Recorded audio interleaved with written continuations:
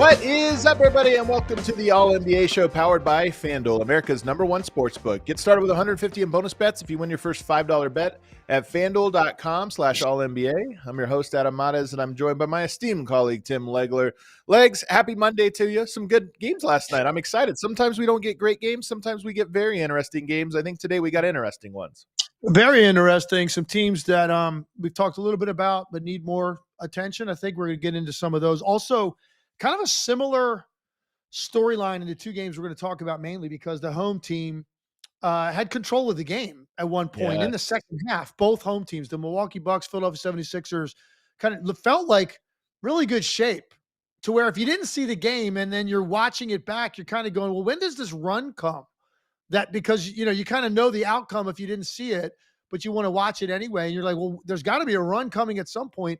And it was interesting the way both road teams, Houston and Detroit, operated down the stretch. Obviously, these are two top-tier teams, and they were able to get it done on the road because of the way they played in the second half.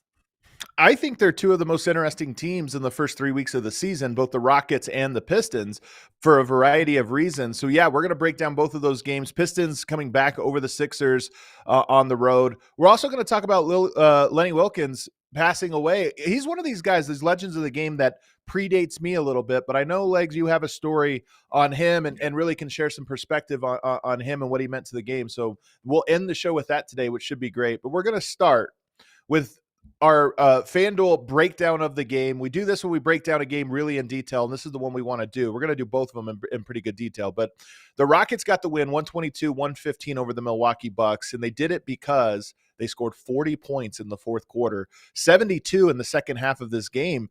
They were down. The Bucks had control of this game. They were down, but Reed Sheppard made some big-time plays in the second half of this game en route to his 16 points. He also had 4 steals, and the steals were part of the story of the comeback of this game. But that's what stood out to me. Where do you want to start on this one? I think I'm going to start with – we'll get into Reed Sheppard for sure, but I'm going to start with this. Like, you look at the Houston Rockets, a lot's been made about their point guard situation. When Van Vliet went down, what are they going to do? Point guard by committee. You're going to have some guys playing out of position a little bit. The Reed Sheppard question. So I bring that up because in this game, there were times when it was so glaringly obvious they didn't have a table setter, like an orchestrator, somebody to organize. And they gave up 30 points off turnovers. 30.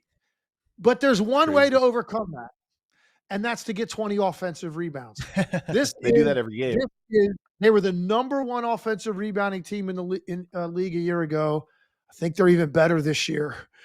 They crash the glass from all over the place, and they can make up for a lot of mistakes and poor shooting nights and turning the ball over and lacking a point guard, all those things. When you crash the glass to the tune of 20 offensive rebounds, it's almost impossible to win when you give up that many second chance opportunities to a team with a ton of firepower. It's not like they're just throwing stuff up there hoping to run it down, and then ultimately they're going to not score on the second attempt either because they're not good enough offensively. You're talking about getting the ball back into the hands of guys like Kevin Durant and Şengün and Amin Thompson. They're going to make you pay in a game when Reed Sheppard is hot. You got guys that are operating at high level offensively. You have to secure the defensive rebound if you force them to miss the first shot. To me, that was the storyline of the game. Every single time you looked up and Milwaukee is trying to hold them off, they're coming up with a second or third opportunity, and eventually you're going to succumb to the weight of that. And I felt like that was the storyline in the second half. I think it's the storyline of the season for the Houston Rockets. They do a lot of things well. They have talented players. They can defend. They have the 8th best effective field goal percentage, so they're making shots. They're not, it's not just that. But what sets them out? What is the outlier to their identity? they rebound legs 41.4%. This is on the season. 41.4% of their missed shots, they offensive rebound. That's almost half. Almost half the times down the court, you're going to get 2 chances at it. That's an insane number for any team throughout history. And yet, to me, I look at it and I say, yeah, but how do you stop it? It's one thing to say, okay, that's their strength. What do you do? They're too big. They're too athletic. Yes, the double big lineups, which they can throw out for a majority of the game because of all the different bigs they have. But even their non-big guys are big guys. Kevin Durant, Jabari Smith, Amen Thompson, super athletes who can go in there and grab a handful of boards. And even Amen Thompson last night, 4 offensive boards. So I look at it and I go, I don't know what you do about it, actually. I think that might be an advantage they have that they just are always going to have against the teams they play. Well, when's the last time you saw a box score that looked like this one from a team rebounding standpoint? Think about this. You just said 41%. They're grabbing their own misses. In this game, they had as many offensive rebounds as Milwaukee had defensive rebounds. I mean, you can't win. That's 20 offensive points. there. And for the game, the total rebounding numbers 50-27. The Milwaukee Bucks have Giannis Antetokounmpo, Miles Turner. They play Bobby Portis off the bench. It's not like they're out there playing 4 guards all the time. All right. Right. And they got almost doubled up on the glass. So, and the reason it's so important is because there's going to be times when Houston's offense maybe can bog down a little bit. Now, I was impressed with the way they attacked in the fourth quarter because multiple guys initiated. It wasn't all about, no, let's just give it to KD and let him ISO and make tough shots to win the game. They didn't do that. That was my fear kind of when they added him, is if that's how they close games, I think that's going to be tough. And that's not what they did in this game. Now, he might touch it initially more often than anybody else, as he probably should, but that doesn't mean it stayed there. And there were other possessions where he didn't get the ball initially, and they ran a perfectly successful possession without him touching it because they've got enough guys that can do that. So their offense is going to be fine, I believe. There's going to be nights, though, when you do a decent job defensively, which Milwaukee did in a lot of these initial possessions, man, they were expending a lot of energy at them. When you can't secure the defensive rebound, look, you give up 8, 10 offensive rebounds in a game, you're frustrated as a coach. You give up 20, it feels like the whole game that you're just sitting there watching that as a coaching staff. It's demoralizing. Eventually it's going to crack you. And that's really what Houston did in the last 8, 9 minutes of the game. And it's such a punch, Legs, that we see this like the Warriors death lineup, 10 years ago. It was so good that it forced other teams to change who they are, because it's like, we can't just do what we do against that lineup. We have to change to try to mitigate their lineup as much as possible. And I look at the Rockets and I say all the top teams in the Western Conference, Denver, Oklahoma City, whoever you want to throw out there, I think they're going to be the teams that have to adjust to that, because you can't stop it unless you try to put all of your weight towards trying to box them out. It's one of those things that can be the single weapon that breaks a team's back. And that's honestly, the Rockets have some good things going for them. Şengün's great, KD and Mentum, they have great players. But the thing that makes me think they could win it all is they have something that's going to force every other team to adjust. And listen, it also gives them, there are some guys that are going to stay in the rotation just because of this one skill.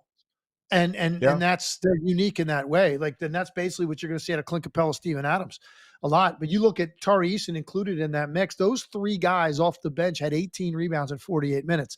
So, you just, that's a way to stay on the court, even if you're not going to be heavily involved in the offense. So that to me was the number one storyline. I think the second one for me coming out of this game would be the performance of Reed Sheppard, because he's a guy that's going to be under a tremendous amount of scrutiny. This is the 3rd pick in the draft a year ago. And I said to you earlier in the year, let's start with this for Reed Sheppard. Make open shots. The other stuff, he's actually very good in the mid-range because he's got incredible elevation on his pull-up shot. So he looks smallish out there, even though he's not really listed. He's listed at 6'2". Sometimes he even feels a little bit smaller. Like when you're looking at the court visually, he's got such great bounce on his pull-up game that is a weapon for him. And that actually got his night going in this game. That was the first one he hit. It was a very difficult pull-up, like 18-footer with a hand up. Kind of set up his night. It gave him confidence. You could see it. But that's not what the story was for him in the game. The story was he made his open threes. And Yeah. that's where it's got to start for him. Make the open, because this team with Kevin Durant and Şengün, you're going to get open shots if you're playing in that spot because there's so much attention being directed at those two guys. And that's what he did. And look, you look at his game log on the year, and this is like 2 games in a row now. Almost identical shooting lines. Actually are identical pretty much. 6 for 10, 4 for 6. In this one, 4 for 7 from the 3 the last game. And like the assist numbers are okay. 8 assists total in 54 minutes. That's nice. That's solid for a point guard in this league. That's not what's going to keep him on the court. Make open shots. And he did it in this one. And you could see, Adam, when he made his first 3, he got another one shortly after. When you get a shooter and you make one and then you get another one like 2 trips later and you just can't wait to shoot it, his night was good. And now with these back-to-back games, and really it's 3 games in a row, he's 5 for 7 against Memphis. Maybe Reed Sheppard is turning the corner with his confidence level to where they're going to have more faith in having him on the court. You can see the way the veterans reacted to him too. Durant, Şengün, when those guys were out of the game and he was making shots, they're the first one to greet him when there was a timeout, meeting him out on the court. He's starting to feel himself a little bit and feel like a valuable part of this team for the first time since they drafted him. And it's been a cool thing to see. And now that's another weapon that they have to round out their team with their shooting, because they're still not a great 3-point shooting team. He's one of the guys that I most feel the ball is going in when he releases it. Like Michael Porter has this to me because I think his jump shot is just so textbook perfect that it always looks right. Reed Sheppard has this as well. Every time he elevates, he's balanced. To your point, he gets off the ground quite a bit. It just looks like you're like, oh, you're there. He got his legs under him. He's going to make the shot. So his shot looks great. I actually thought he did a good job. You're right. He made his open shots. I thought he did a good job of finding open shots and even of attacking. You know, there was times when teams would run him off the line. And I thought early in the year, the first game in particular, he looked a little overwhelmed. And there would be times where it's like, okay, they run you off the line and he just wants to get the ball out of his hands, or he's dribbling uncomfortably into the mid-range. I thought last night he had a lot of confidence in those moments, like getting into his spots and either elevating or getting there quickly and moving the ball to the right spot. So it could just be a confidence. I think there was a lot of pressure on him coming into the year because everybody knows that's the one position you have a question about with this Rockets team, but he looks much more settled in, or at least he did last night. And you know, the thing that, because for a guy like Reed Sheppard, like he's pretty good laterally. So if you put a smaller guard on him that can handle the ball, like he's going to do okay keeping that guy in front. He's getting picked on and bullied a little bit by the bigger guards he has to play against. So when you compound, like if you're not making shots and now there's 2-3 possessions on the other end where you're picked on, it now becomes, the totality of that becomes too much for the head coach to leave you on the floor. I think now he's getting to a place where, okay, maybe there's a couple possessions here or there where, you know, he gets taken advantage of a little bit defensively because of his size. But hey, the guy's making shots. I'm leaving him out there. And now it allows your confidence to continue to grow. Thought last year was like this cycle of come in the game, miss a couple shots, get attacked a little bit, foul a couple of guys, maybe a turnover, and I back off the court. Nothing positive happening. It's positive things are happening for him. And one thing they're doing a little bit more when he's on the floor defensively a little bit, they're going to zone a little bit more and try to protect in that way. And they've got good length to play up. This should be an adequate zone. I don't like zone defense in the NBA, as you know. I think most of them suck. They don't practice it enough. They guys don't want to play it typically. Some have the potential to be better than others. I actually think they've got the length to play a decent zone. And I saw them go to zone a couple of times when he was on the floor to protect him a little bit defensively. I think it's smart. But he's now being allowed to play through some of his mistakes. And for a young player, that's everything. So this is something they desperately need. They're going to be very streaky from the three-point line all year. So when Reed Sheppard, who's now at 48% for the year from the three, like that's a really important element to their team. Somebody has to make these defenses pay for loading up on Durant and Şengün, and Reed Sheppard did that yesterday. Well, we had this stat out on our Twitter page, allcity_NBA, which you should absolutely be following. We have some really cool graphics there, that they are playing zone more possessions than anyone by more than double. So the zone is the story of defensively of the season so far across the NBA. Everybody is going into it a lot, and yet the Rockets are doing it twice as much as anybody else.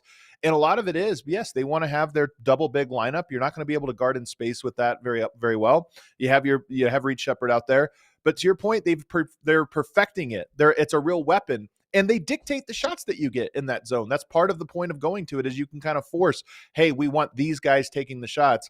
One thing about Reed Sheppard, though, just to kind of wrap up with him, the thing I was most impressed with him last night was the plays he made on the defensive end in the clutch. He had 4 steals on the game. 3 of them came in the fourth quarter, and 2 of them came at absolute crucial moments. I think it was around the 6-minute mark, somewhere in there, where he's just out front, out by the logo, guarding his man, and he was able to poke the ball away that turned to runouts, one of which he finished with a 3-pointer in the corner.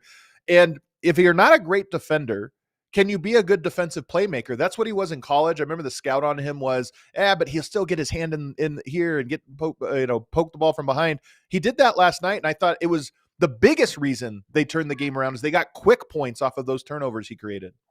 He's excellent in that space and the plays you're talking about were like scrappy, balls in front of him. He's low to the ground. He's got very active hands. He's good at like getting a piece of it, and then he can get on the floor pretty quickly. He doesn't mind diving on the floor. He made a couple of steals in that regard. He's good in that element defensively. Where he struggles a little bit is if a guy's a little bit bigger, when they get that half a step on him and he's sort of riding their hip, that's when he looks a little bit like he's going to foul, or he's just kind of not a factor. But if you allow him to square up somebody defensively on the ball, his feet are quick, and he's very good at the strip against guys his size that are driving the lane. As they go to gather to take it up to the rim, he's very good at stripping from the top and getting steals that way. He did it in college. I saw him do it both years at the Vegas Summer League. I was very impressed at how quick his hands were in that regard. So it's not like he's out there, he's feeble defensively, but there are times against certain lineups with bigger guards that have some athletic ability. That's going to be tough for a guy that's 6'2". It just is. And he's not going to get the benefit of the doubt on the whistle because he's a young player. So I think they're doing a better job of figuring out ways to make sure he's effective defensively. And now that they're getting a trade-off on the other end, that he's cashing in more offensively, this could be the start of a really good stretch for Reed Sheppard. And as a result, look at his minutes. His minutes are going up now, like over 20 the last 2 games. It was unthinkable last year to think he'd be out there for 20 minutes if everybody was playing. Now, it's like we want him on the floor because I think that at the end of the day, Ime Udoka loves the fact that if you want to overload on one side of the floor defensively against us, to have this guy on the weak side when that ball gets swung around, or to have him he hit 1 or 2 at least, maybe it was 1 or 2 in transition as the secondary break guy when they'd already pushed the ball up the floor. Now he runs into a trail 3. I think Ime Udoka just likes the balance that gives their offense. It doesn't all have to be mid-rangers and stuff in the paint. We've got to have some balance to our offense, and Reed Sheppard's given them some of that the last couple games. They're 6-3 now, and that, to me, they have the number 1 offense. That, to me, was their first good win of the year. They lost to the Thunder, they lost to Detroit, they lost to San Antonio. Prior to tonight, or last night, that was the 3 best teams they had gone up against. At Milwaukee is a good win. So that, to me, it's early in the season. A lot of teams don't have that many good wins, but that was a good win. And now they come home. They've been on the road for 6 of their 9 games. Now they come home for a 3-game homestand, all very winnable. They have 4 of the next 5 at home. So I think Houston is a team that is looking as advertised out the gate, and they'll get a little bit of a soft schedule here over the next week. On the other side, you have the Bucks, 6-4, and Giannis is doing his thing. I mean, he is an early MVP candidate, as he always will be, but he might even be the MVP leader right now. 37 points, 8 rebounds, 3 assists in this one. And late in the game, I thought Milwaukee's offense really got clunky. There were times when Giannis, I thought, was barreling too. Houston did a good job of walling off, and he, late game, it was almost like he's going to try to get him over the hump. And then there were other times where he forced passes when I thought the pass wasn't there. He had a turnover late. Amin Thompson read really well. But Milwaukee in the clutch of this one, I thought was a little bit clunky, Legs. Yeah, I agree with that. And I think part of it was they were not able to get out and get any sort of early advantage because of the problems they were having protecting their own defensive glass. And Houston getting these extra opportunities. They were expending more ended down there, or they ended up taking it out of the net on the second chance opportunity, forced them to play more against 5 set defenders. If you're going to play against a set defense against Houston, most of a stretch of a game, you're going to struggle because they can be that good. They've got that kind of size. They've got quickness in the perimeter first, And then you get past that, you got to deal with the size on the back end. So I do agree with you. I will say this, and I thought there was actually both games had a situation with the officiating that I think was big. In this game, I'll go back to a possession. It was 108 to 100. Milwaukee was up. Houston had the ball, and it was to me an obvious charge on Kevin Durant down the lane. He drove against the defender. The second guy stepped up. I don't remember if it was Portis or who it was. Durant clearly ran over him and making a pass. And they didn't call it. It was a no call. Instead, I think it went to Amen Thompson, who lays the ball in and gets fouled. So instead of 108-100, we get the ball with the chance to go up double digits. They convert the three-point play. It's a 5-point game. It was a massive, massive play in the game that it didn't go Milwaukee's way.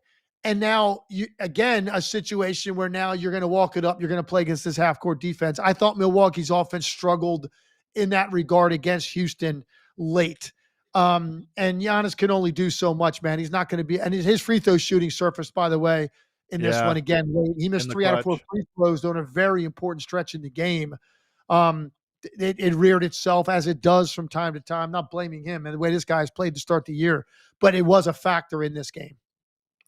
It definitely was a factor. I mean, all those points in the clutch felt like it was going to swing the game. Every single possession, it was hanging in the balance. And you know, I don't even know who else to go to on this team. I mean, some of this is, I think the Rockets are really good, but this was one of the games, and you mentioned it at the very top. I thought Milwaukee, I watched this one live. I thought Milwaukee would win, just because they had control of it for almost all the game. I mean, 95% of the game, they were in control of it till the very end. Is there any other comments you have on Milwaukee in this one, or why they lost? Is this just a random night? They let one go, missed some shots, had some turnovers, or is there something else structurally that stood out to you about them? No, I think this is one. I mean, look, it's a long season. You're not going to dwell too much on a game, but I do think they're going to kick themselves. I think when they watch the film today, that this was a game they should have won. They should have won the game. If you could just secure the defensive glass, you win the game. You're up 10, basically most double digits most of the game. It felt like certainly 4.5 minutes to go. You're up 8, get a stop. I mean, you should win that game no matter who you're playing against when you've got a guy like Giannis on your team. And so they're going to kick themselves a little bit. This was a good team in your own building. You've got this game in your grasp and you weren't able to get it done. Overall, look, Milwaukee's sitting here at 6-4 to start the year. I think going into the season, looking at their schedule, it's probably about where I would have had them. So they're going to be – a lot of the East is going to depend, Adam, on what happens with a couple other teams. Will determine where Milwaukee, fits in the pecking order in the Eastern Conference. Right now, I'm still not sure about that because I've got more questions about some of the other teams and the starts that they've had. This is about where I expected Milwaukee to be, like 6-4, 5-5, like something like that to start the year. Yeah. Well, they have the game of the night tonight, but not because of them, for the team they're playing. And we'll get to that later on in the show when we look at the FanDuels of the night. All right, let's take a break. On the other side, there was another game and another team I really want to talk about, and that is the Detroit Pistons, who got a win over the 76ers. We're going to take a break, but we'll get into that one. Cade Cunningham, Ron Holland, everything else going on with the Pistons on the other side. But first, you guys know that moment? The one where you realize you left your favorite pair of sunglasses at the beach or on the roof of your car or at a gas station 3 states away? Well, I've been there as well, but luckily I have Shady Rays. They've changed the game. They're sunglasses that are made for real life.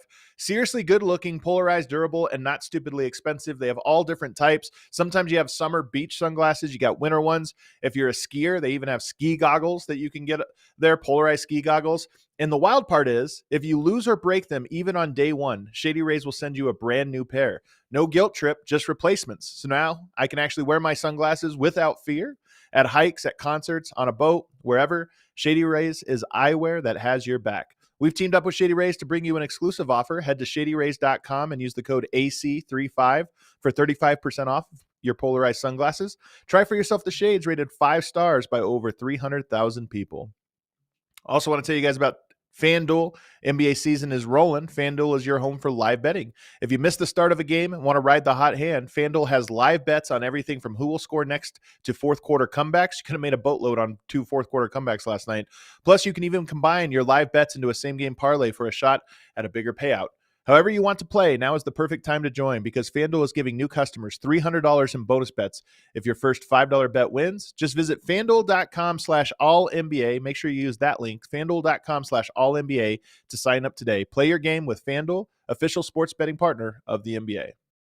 Must be 21 or older and present in select states. For Kansas in affiliation with Kansas Star Casino, or 18 plus and present in D.C. First online real money wager only. $5 first deposit required.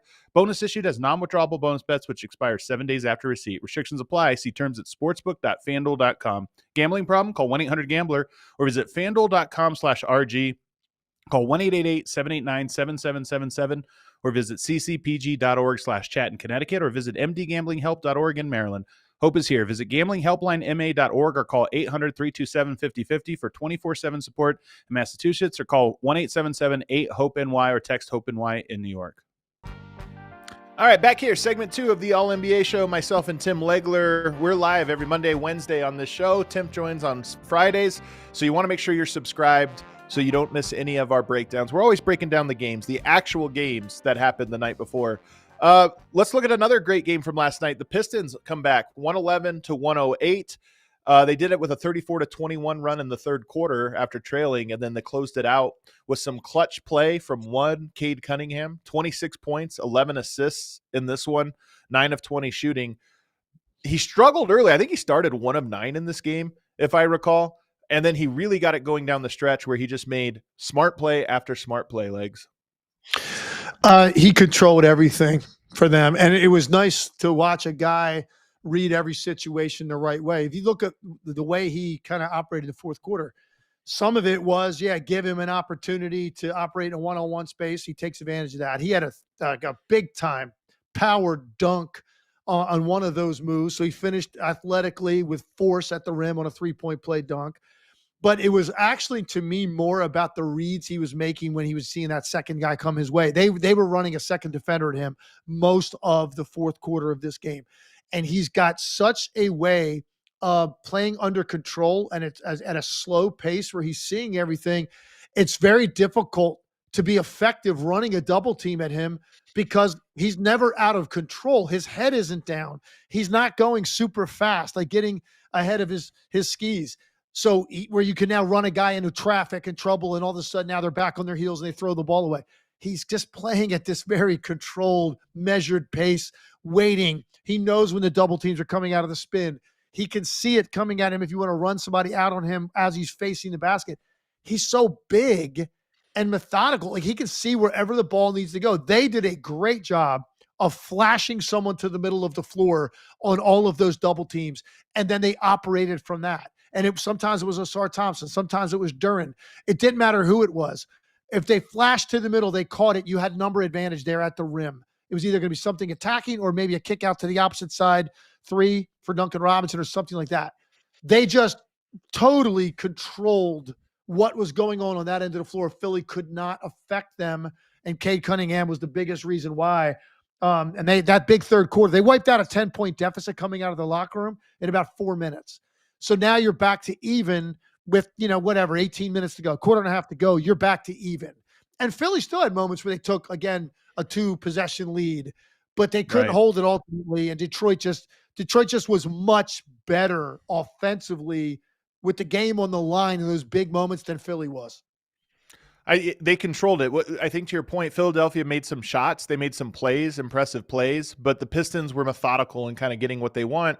And it really is, there's good players. We're going to talk about Jalen Duren. We're going to talk about some of the other guys who stepped up, but Cade Cunningham is too big to be affected by athleticism or length. So you can't throw like a big body on him and overwhelm him. He's a big body and he's just too in control, and you can't speed him up. You throw a little guard on there and try to like get around and work the edges. He can play at his own pace and slow things down and get exactly where he wants. So what do you have left? Throw double teams at him.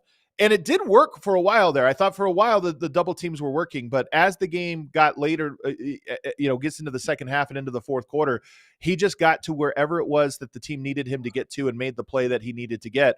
When they left him in isolation, and they only left him a few times in like single coverage all night, when they did, he scored really effortlessly. So it was almost like they were like, okay, we're not letting that happen. Let's double and hope other guys miss. But he just found guys where they needed to be. Well, he's just under 26 points, just under 10 assists for the season. And that scoring number actually probably is off a couple points just because he hasn't shot the three well. He's not a great 3-point shooter, but he's been in that 35% range the last couple of years. He's like 30 this year. That number is going to start to come up. So you're going to see even, I think, bigger scoring nights out of Cade Cunningham once he finds that. But it was so obvious that both teams have their identified guy that they're going to run things through. If Embiid's not playing, it's going to be Maxey. And some people would argue if Embiid is playing, it should be Maxey. That it's more his team now than Embiid's. Embiid didn't play in this game. So it was Maxey on one end, it was Cunningham on the other. The difference is Maxey is not going to really beat you with his passing. He's going to beat you with shot making. And by the way, this guy's one of the most talented scorers like we have in this league. You look at his range, catch and shoot or off the dribble from deep, the floaters and runners he hits, the array of shot making on the move, and then he's got that burst also to turn the corner, get all the way to the rim.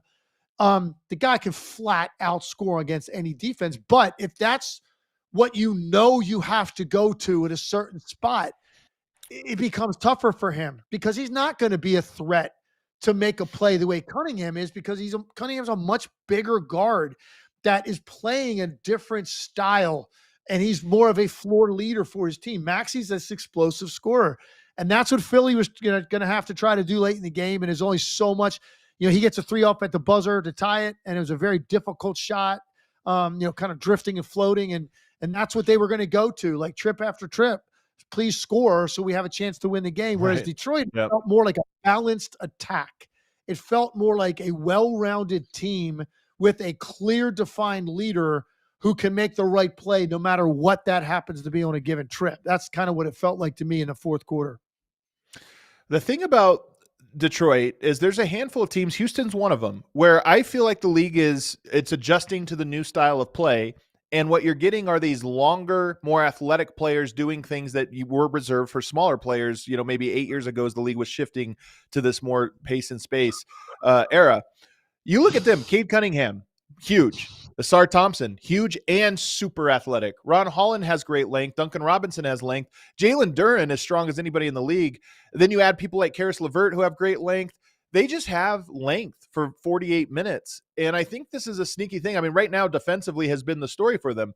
They are number 3 in defensive rating this year. And while they have good scheme and they do some good things, they're just so athletic and so long that I think they are able to cover a lot of ground and wall off. They defensively, they're so impressive with the stable and depth of guys that can guard. That's always kind of something that's going to stand out about them. They're tough. There's a toughness about them, and you saw it last year. Really, they came together last year, and then that series they had with New York in the first round was an absolute street fight. And they gave the Knicks everything they can handle. And because there's a toughness about this team. And I think there's a toughness about their head coach, and like they relate to him. For sure. There's an edge to this team that I really like. And look, I said before the year, Adam, looking at the East, I thought this team's ceiling this year was win a round and then probably lose in the second round. I think now their ceiling is higher than that. I think their ceiling is conference finalist. And what I mean by that is I'm no longer looking at them, because the reason I said second round was going to be the max for them, I'm thinking it's still going to be their first time on that stage. Last year, they got a taste of the playoffs. All right, let's just say they win around this year. Now it's their first time in the semifinals of the East, and they're playing a team like New York or Cleveland, who I think has a higher ceiling. It might be tough for a young team to win that. I don't know now, man. I watch them, and I think they're as well-rounded, as complete as anybody else in the Eastern Conference.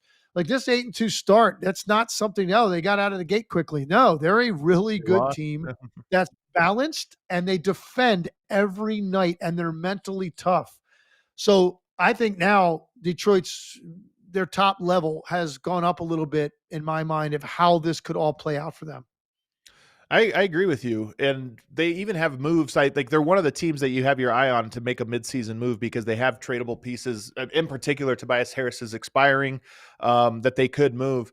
So, but I'm with you even just as it is. And part of it is when you're talking about ceiling, there are young guys and we don't know how they'll handle that pressure of, okay, if we do make it to the second round and we're in this dogfight game 5, how do we respond?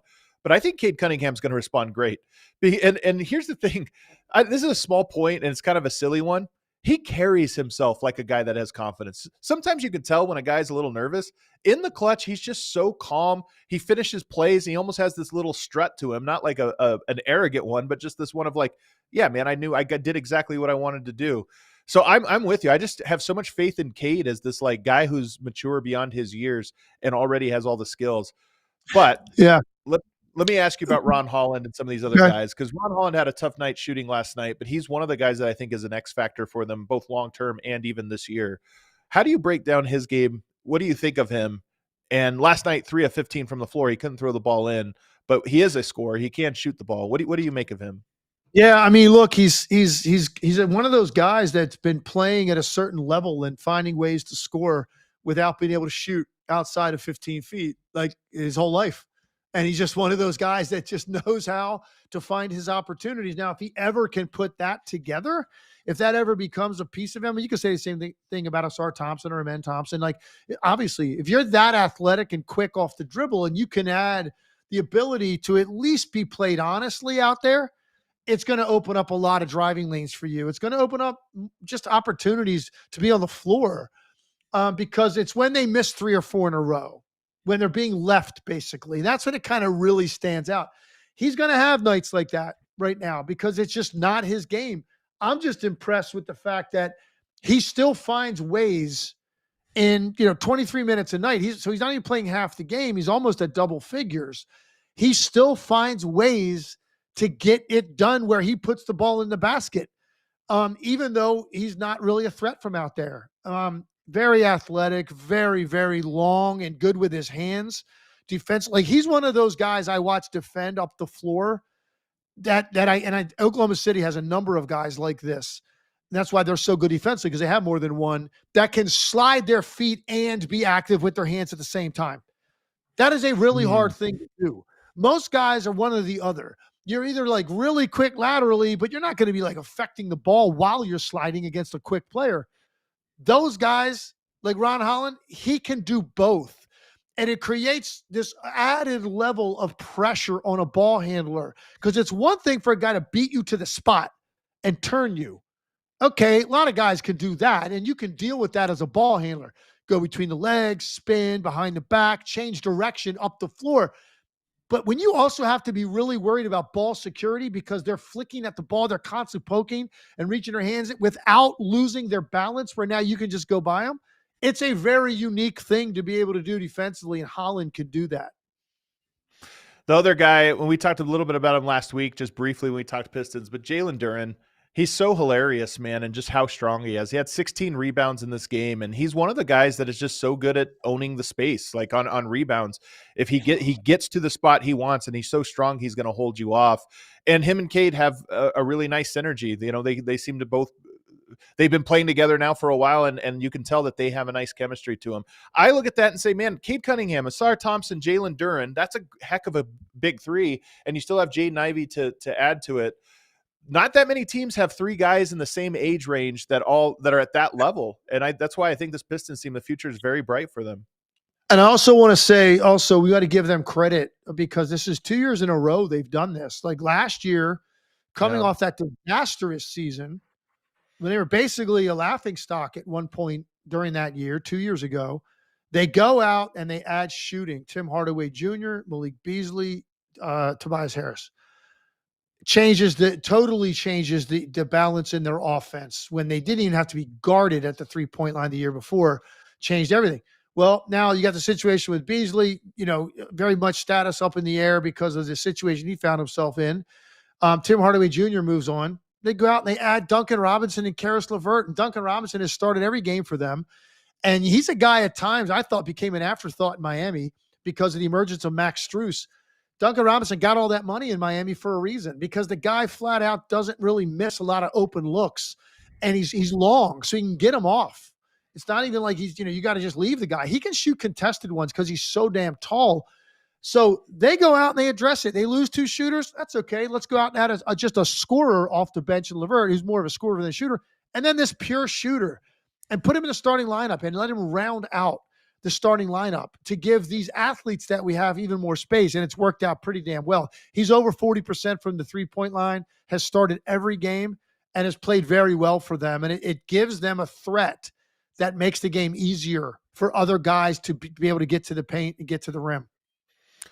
You mentioned the Philadelphia 76ers earlier, but this, one thing we didn't talk about, VJ Edgecombe has kind of hit a little bit of a rut after starting really hot. He has not had an efficient scoring game now, I think, for 4 in a row. You have to go all the way back to the Brooklyn game earlier in the, 9 days ago, since his last efficient game. What do you see from him? Is the game wearing on him? Are teams figuring him out? Or is it just, hey, rookies are going to have ups and downs? I think it's more that. He's 15 for 50 in his last 4 games. Oof. So he's 30% from the field. And, this was one of the stories in the league, was the start he had, and Maxey, like the two of them together. And what, his first game up in Boston, 34 points. It's like, you want to put yourself on people's radar, where now it's like, whoa, like what a splashy, entrance to the league. You did it, a historic night. And then he followed it up with some more good games.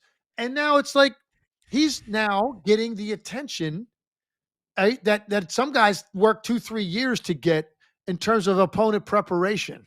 He's getting that now because of the splash he made early. Very difficult to sustain that as a rookie.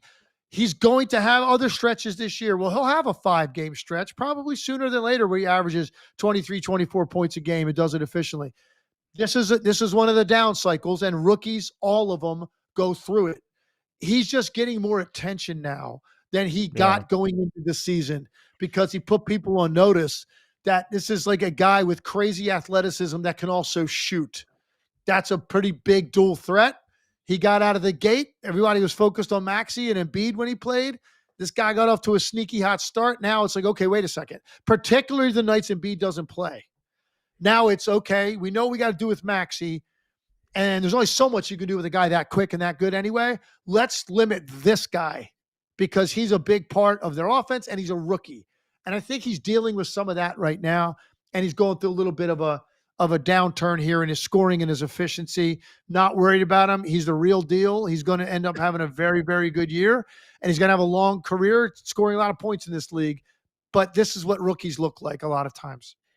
Well, Maxey is number 1 in minutes per game this year, 41.1, which is a lot of minutes. And VJ Edgecombe is 3rd in minutes. Austin Reeves in between them. But VJ Edgecombe, 37.5 minutes. Last night was the second night of a back-to-back. And that's another thing you wonder about, is the NBA schedule is unforgiving. You play for 5 months every other day, basically.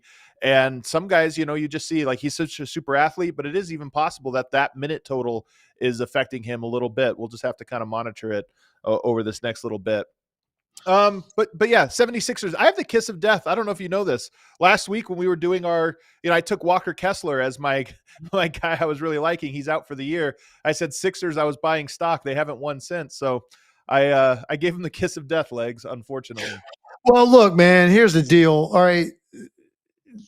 When you've got a guy like Embiid that's going to play like every other game, or whatever the plan is for Joel Embiid, and the dramatic difference to your offense when he plays and the style of play, this is going to be difficult for them to pull off. So, I mean, the fact that they're sitting here, what are they, 6-4? They had that great start.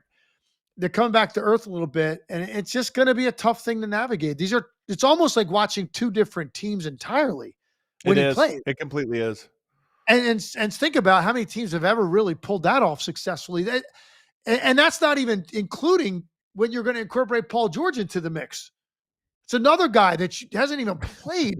So you're talking about just a tough thing to navigate. And any night they get a win right now, they gotta grab it, man, because I think it's going to be tough sledding when you're operating really 2 different teams entirely. And for Nick Nurse, that can't be easy either to juggle. And there's going to be nights without Embiid when this is a very guard-oriented team. They have rough shooting nights out of any of those guys. It's going to be tough to overcome. And that's kind of what happened last night. All right, well, let's move on to the next topic here, Legs, which is the NBA lost a legend over the weekend in Lenny Wilkens. He was a 9-time NBA All-Star in the 60s and 70s. He was the assist leader in 1970, NBA champion in 1979 as a coach, and the third winningest coach all time in the NBA. He predates me a little bit. I mean, a lot of this is happening in before I'm even an adult, but I know he means a lot to the game.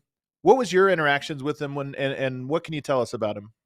Well, firstly, you're talking about one of the truly great men, just as a human being, that you're ever going to encounter in the league. He just had a grace and a class about him that everybody pretty much universally, lauded and agreed on. Like this is just a special person in your midst.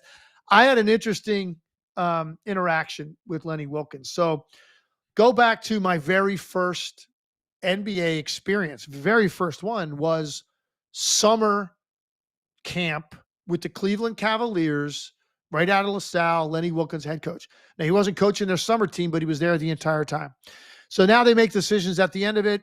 At the end of the summer league, we were in Cleveland State University was the league.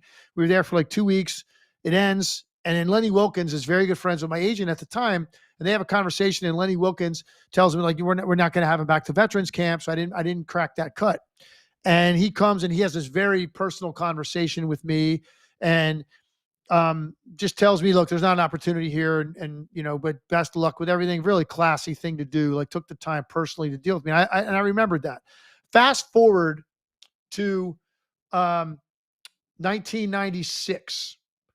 And now I am in the NBA and having the best year of my career. And I encountered Lenny Wilkens at that time. And he's a coach in the league, and he doesn't have to do this. This is 8 years after that interaction with him. I don't know if Lenny Wilkens even remembers I was on that summer league team. Okay. He makes a point to come up to me before the game while I'm warming up and calls me to the side, and I come over, and he not only recollects the conversation, he says to me, Tim, the hardest thing that we have to do as talent evaluators is determine what's here. And he took his hand and he put it in my chest. And he's basically saying, we don't know that. What's this guy's ticker like? What's his heart like? His determination?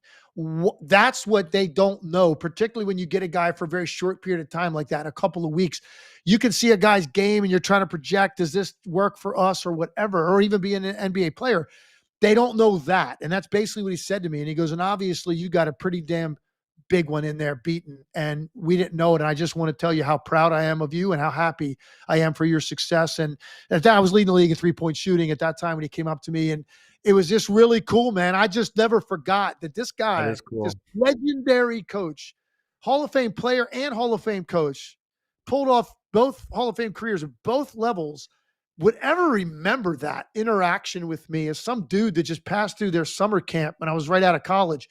But he did. And he came over, and not only that, he admitted that, like, not that just necessarily that they were wrong, because I wasn't ready at that time.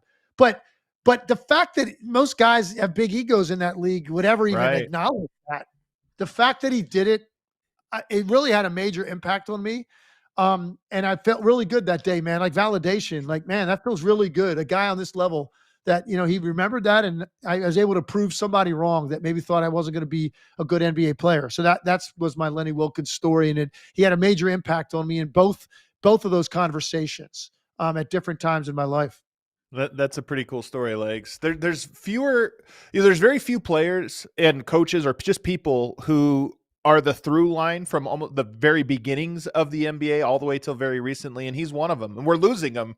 Obviously the league's been around for a long time. So those guys that were impacting it 60 years ago, we're starting to lose them little by little, but he's one of them that kind of connects generations of the NBA. So sorry to see him go. Let's end the show though by looking at our FanDuel duels of the night. And really, it's just because I want to bring up a single game that is on the schedule tonight. There's some good ones. there's a handful of good ones, but the game I'm locked into tonight is Bucks at Mavs.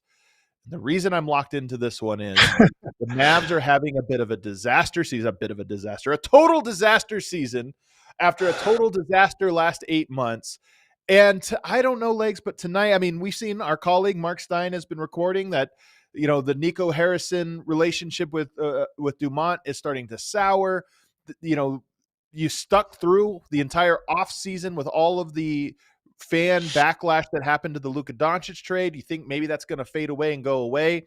But with the start that they're having, being the worst offense in the NBA, being the worst team in the record-wise in the Western Conference, tonight to me feels like a watershed night in Dallas because the Bucks are on a second night of a back-to-back. But spoiler alert, I don't count Dallas beating anybody right now.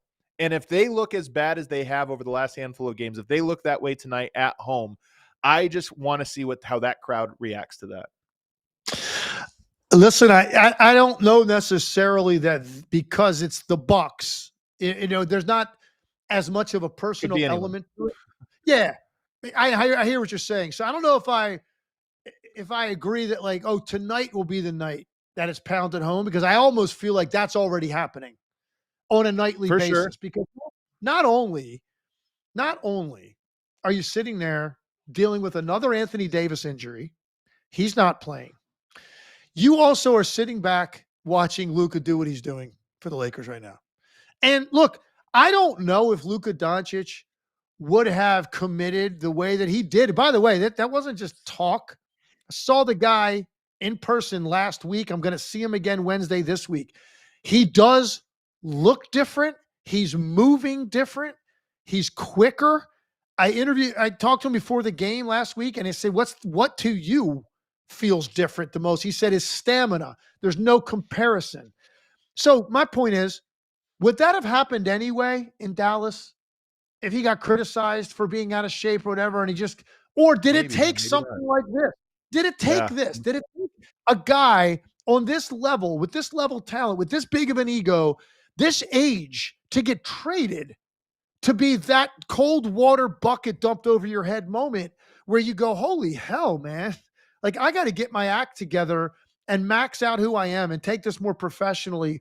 So maybe it took that to get this out of him. But anyway, you slice it, Adam, the guy is the most talented player who ever wore a uniform for your organization. And he was 25 years old. You don't trade him. So not only are they watching Luka do what he's doing, AD's out again. They're losing games. Look, I think Cooper Flagg's going to be legit, but he's having a typical rookie year, and he's had way too much responsibility put on his plate to create and handle the ball. Just go play basketball and be yourself. He's got too much to think about. So he's struggling to make shots, which isn't surprising. And you add it all up, man. This is what it looks like. And I don't see it getting better anytime soon without AD or Kyrie out there because they don't have a focal point offensively at all. So I think it's already every night is a watershed moment for me in pounding home the point. Did we really make this trade? We really did this. And look at Doncic, it's incredible. And it's so I just feel like this boiling pot is percolating, man, at a really high level in Dallas. Does that mean the end for Nico Harrison? I don't know. I don't know when you make a decision like that. If you make a decision like that, I don't know the answer to that. I'm seeing the same things you're seeing. Reporters are diving in and trying to say that, hey, man, this is definitely something. The temperature got turned up on that seat that he's sitting in. But I don't know what's going to turn it around. What's going to turn the season around? That's my point. And this is really the point is, okay, pressure rises. You go on a winning streak. It comes down. They're 3-7. They don't have draft picks after this year. They don't have draft picks for forever. And they're 3-7. And I don't know that, okay, you beat Milwaukee tonight, go to 4-7. Is the fan base appeased? Are you past this moment? They go 6-7. They are so far buried at this very moment that it's hard to imagine the narrative changing. And here's the fan base's mood, the emotion of the team, any of that stuff happening on a dime. And here's the thing, Legs, they've only played 3 road games. They're 3-7, and they've had 7 home games. they have 4 more home games in a row coming up. And that's why I said tonight could be the watershed moment, because if you're looking at this team, are we past the point of no return? I would say yes, just from an emotion standpoint. And 2, at what point do you make a change? Do you make a change when they go and play, 20 of their next 24 on the road? Probably not. So I don't know. It just, to me, it looks like the fan base is at a point of no return. And what can you do to kind of salvage it? I'm just curious to see how that crowd responds tonight. That's why I'm tuned in, is I want to hear. No, I'm tuned in. I'm tuned in every night because I was one of those guys that was on record as saying, when they were criticizing Luka's weight and all that, his conditioning, and I was on record as saying I don't care if he was playing with a bib on from a seafood restaurant with butter sauce dripping off of it while he was dribbling the basketball up the floor. I'm not trading Luka Doncic. I'm just not. I'm trying to figure out a way to get him to commit more. I'm not saying he was doing everything he should. I'm just saying I got to exhaust every single avenue I can to try to get that guy to commit more because he's that talented. You can't replace it. That was a massive risk. So far, it's not paying off. And now they have no focal point offensively. Now, here's to your point. This could be it here, okay? So you talk about already they've played all these home games. 7 of the next 8 are at home. In addition, and then you're not home for a long time. Here's the good news for them. Some of these teams have their own issues. Although I'm very impressed with how hard Phoenix is playing this year. But you got Phoenix. They're not a juggernaut in the West. You got Phoenix at home. You got the Blazers at home. Young, talented, athletic. But again, right? I know. I'm not saying these are easy wins. I'm just saying at least it's them and not some of the heavyweights of the West. And then after one road game at Minnesota. You got in the next stint of home games, New Orleans and Memphis, they've got their own issues. So look, my point is this: 7 home games in the next 2 weeks. If they go 2-5 in those 7 home games, and now you've played all these home games and you're that far under 500 with a bunch of road games to come, good luck, man, keeping your job. I think if you're Nico Harrison, I think it's going to be hard for him. Particularly if the Lakers, go on a roll. Luka keeps doing what he's doing. LeBron comes back. They keep winning, and they're a legit threat in the West. And you're sitting there watching that while this is happening to your team. That's going to be a tough situation. But I agree with you. Tonight's definitely every night they play right now. I've got one eye on the game. Yeah. See what's going to happen with this team. Yeah. After that stretch you're talking about, though, they have 35 days where I think they play 3 home games. So it's, if not now, it's probably never. So we'll see what happens in Dallas. All right. We have one super chat there, James. Psycho Blue, our guy, says, B-Ball Cthulhu is disappointed that Legs didn't get comms duty for the Suns-Clippers game Saturday, but isn't shocked the Pistons are winners the instant Troy Weaver left. Seriously, Nola, why? We don't have to comment on Troy Weaver and some of the moves there. I will say Derek Queen, I'm interested. I'm intrigued. I don't know how much you've seen Derek Queen this last little bit, but very unique player. Yeah, he is. He's skilled, man. We talked about him a little bit. He's got this sort of lumbering, never looks like he's going that hard way of playing, but you can't deny that he's skilled. He's a good passer and he's got great touch. Yeah, so kind of intriguing there. But yes, the Pistons are looking pretty good. Hit that outro music for us there, James. We appreciate everybody who tuned in today. We appreciate all the people in the chat. It's a fun place to be and talk what we're talking about there in the chat. Make sure you're subscribed so you're not missing any other great content. And we will be back on Wednesday, probably talking a little Nuggets. Nuggets have a game 9:00 start, Legs, for me locally for the Nuggets game. I don't know if you've seen this, but some of these new broadcast partners, they're not starting till 9 p.m. Yeah. That's brutal, man. That's brutal. Even for me, when I do the second game of a double header and it's a central time zone game, those are hard, man. You're flipping at 9:30, 8:30 local. That's a late start. So I hear you. 9:00 local tip, man. That's brutal. Yeah. Think about it. 11:00 Eastern time. How many people on the East Coast are staying up for that 11 Eastern time start time? It's insane, man. But I'll be there. All right, everybody, hit that like button. We'll see you guys on Wednesday. All good.